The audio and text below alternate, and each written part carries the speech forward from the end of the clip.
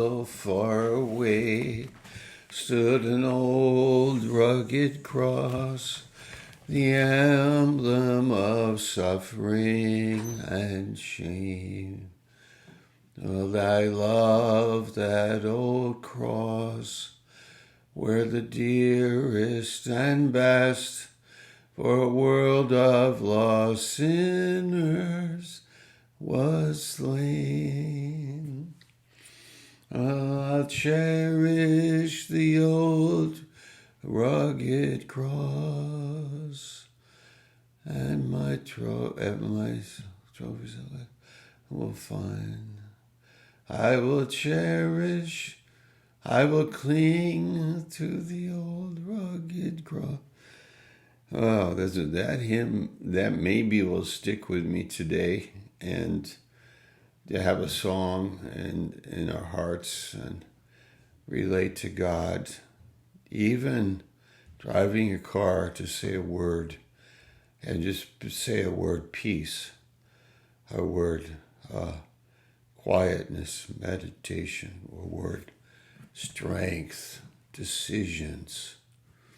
How long halt ye between two? How long halt you in 1 Kings? I read recently that word halt means limping like halting between. We say that, maybe that's Old English. Well, sure it is.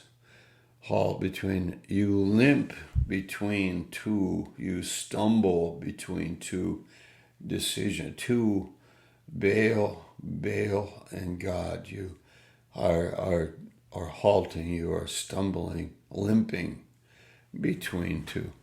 Like make a decision,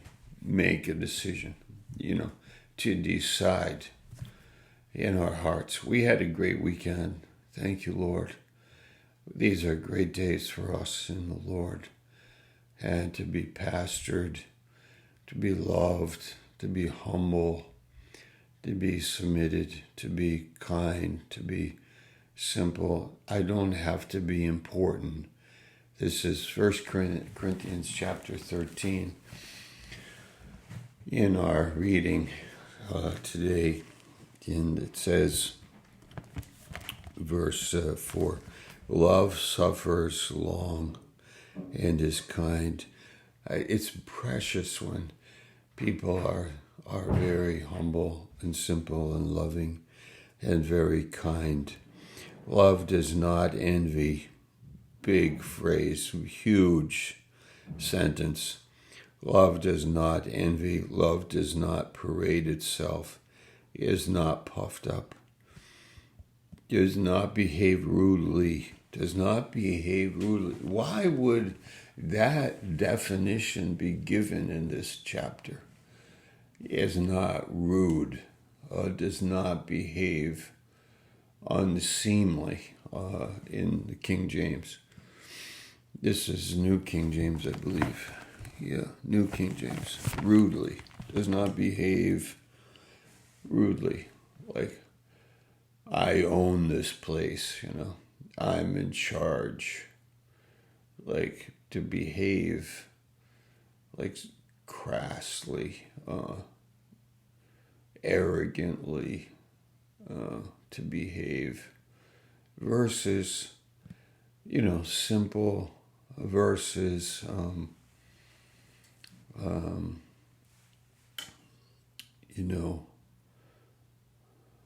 love is fully satisfied in itself. God is love. It's not a big deal, not a big show. Okay, finishing a little bit. This is very short. Does not seek its own, is not provoked. It thinks no evil. It just is not easily provoked. Doesn't even understand. No. When Saul was after David didn't even know that. And Jonathan said, David, my father's going to kill you one day. And David is like, no, he isn't. I don't believe that. You see, David isn't thinking in those terms. He's not suspicious. He is not looking over his shoulder. He is not afraid. He is not worried. He has, you might say he's naive. I don't think he's really naive. He just has a certain way of thinking about life.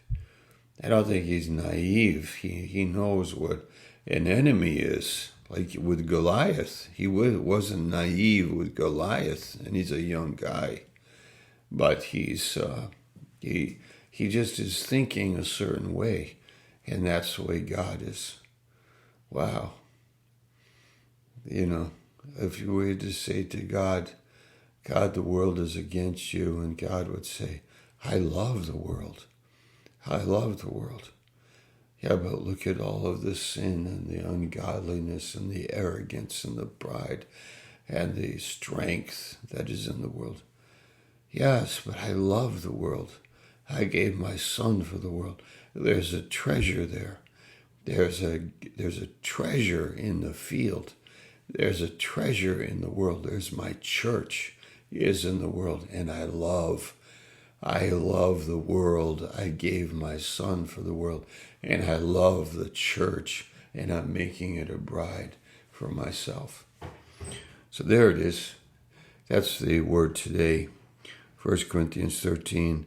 I started late because I was on a phone call that went very long, and that was a blessing to me too. So thank you for listening this morning. May God give us a great week. Tonight we have our pastor's prayer. Today at 10:30 we have faith promise mission time, and may God help you today, moms and dads and single moms and teenagers and workers and some body members. May the Lord lead us and bless us in love. Teach us love, Lord. Teach us love. Amen.